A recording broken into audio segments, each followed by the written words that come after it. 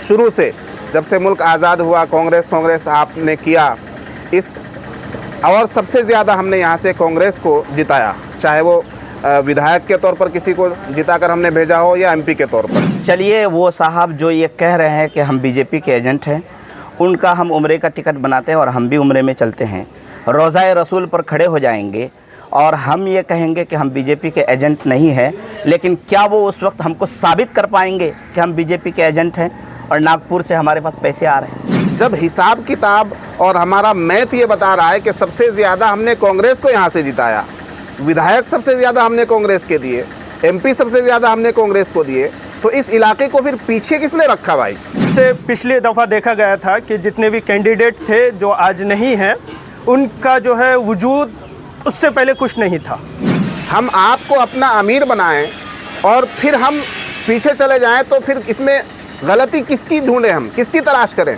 क्या भाजपा इसके लिए कसूरवार है? आज जो हम इतने पीछे हैं, भाजपा को हम कसूरवार ठहराएं, या जो कल हफ्ता जिसको 8 दिन नहीं हुआ वो जो पार्टी यहाँ आई है उसको कसूरवार ठहराएं?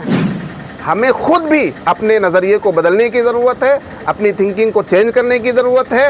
ये जो बंधुआ वोटर बने हुए हैं हमारे लोग, इनको चेंजिंग लानी होगी अपने अंदर और एक तब्दीली लानी होगी।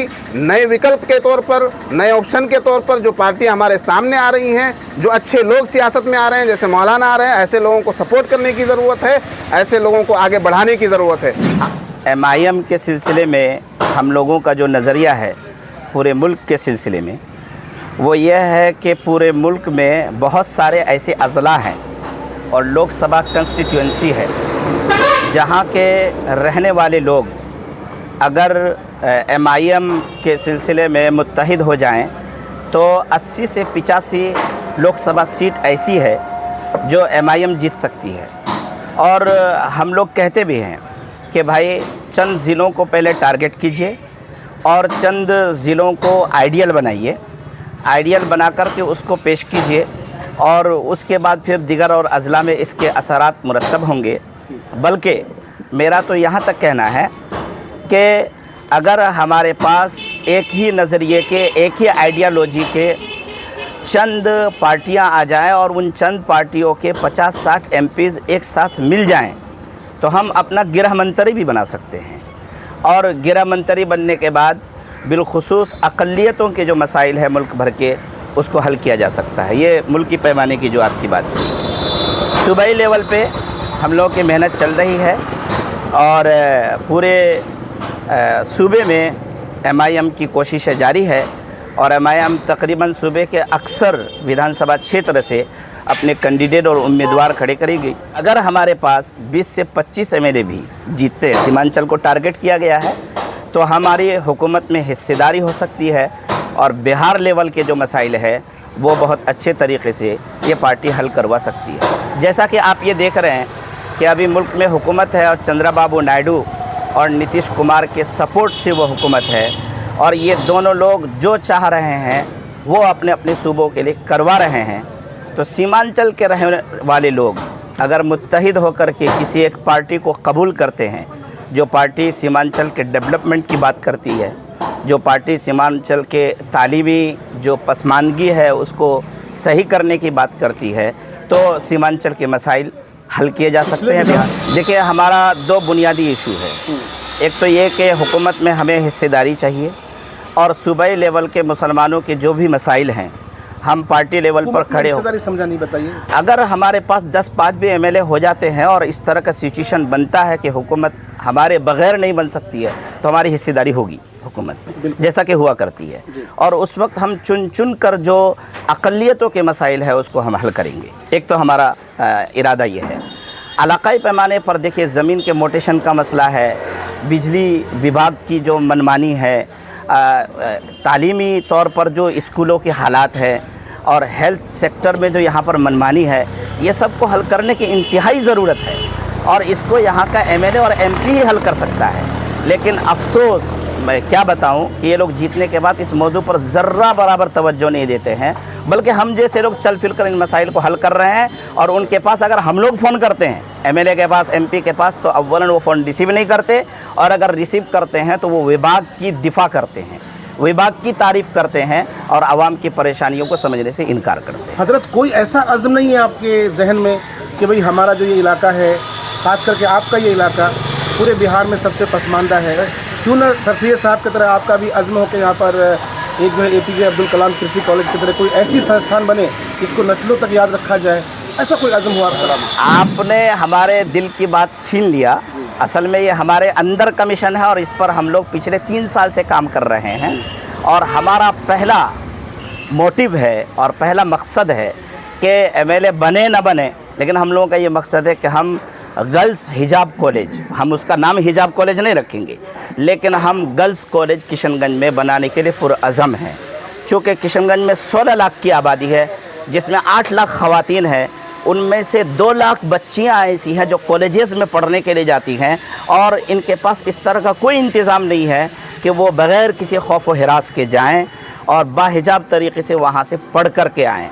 तो इस पर तो मुस्तकिल काम करने की ज़रूरत है। B.Ed college, D.Ed college, law college, इसके लिए हम लोगों ने मिशन बनाया, हम उस पर काम कर रहे हैं। जितनी आपकी क़यादत कहने वाली पार्टियां हैं, क़यादत की बात करने वाली पार्टियां हैं, ये तनहा तनहा कुछ नहीं कर सकती हैं। आप हजरात मिलकर अपना एक गठबंधन बनाइए, ये हमारा मिशन है।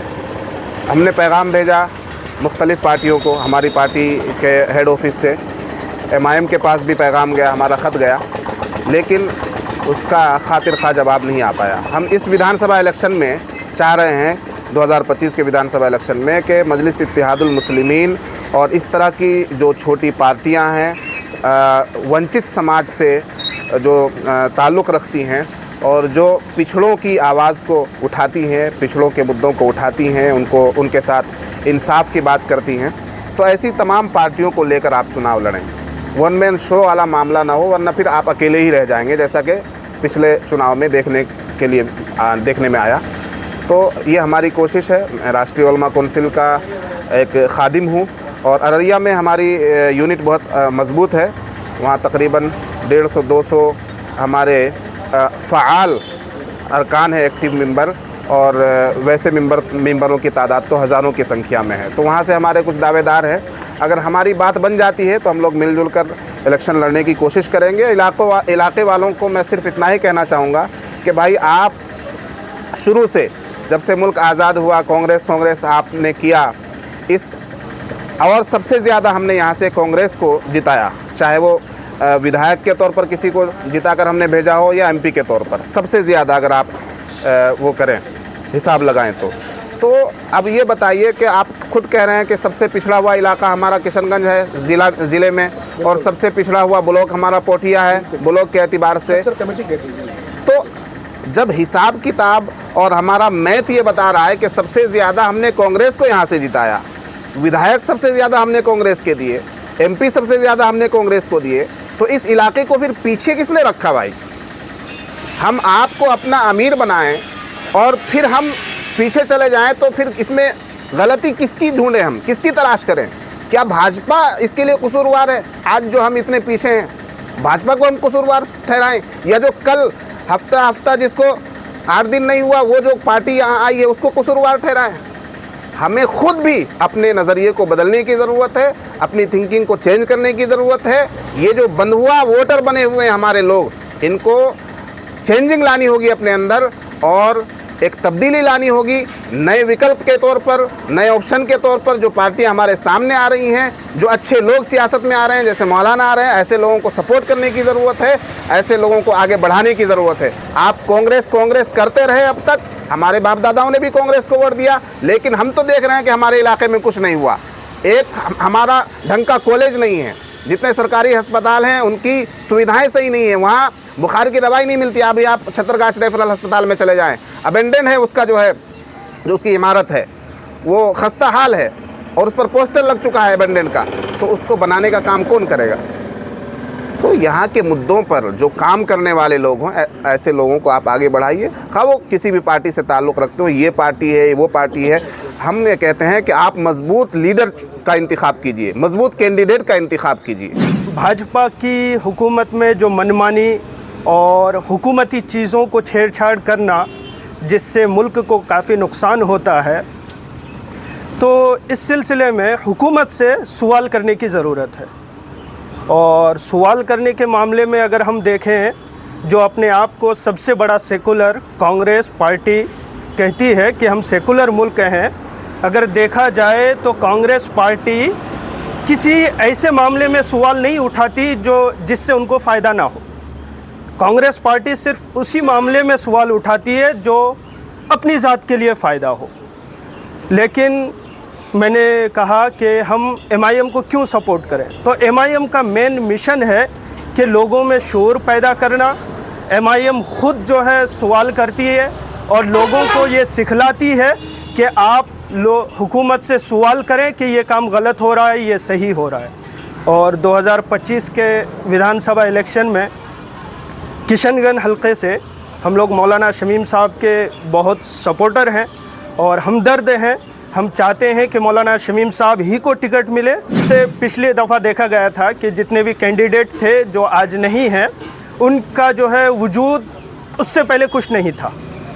2020 में उनका वजूद नहीं था, तो उनको सिर्फ MIM की वजह से मिला था। तो उम्मीद यही है कि जो 2020 में मिला था वही हमें दोबारा मिलेगा।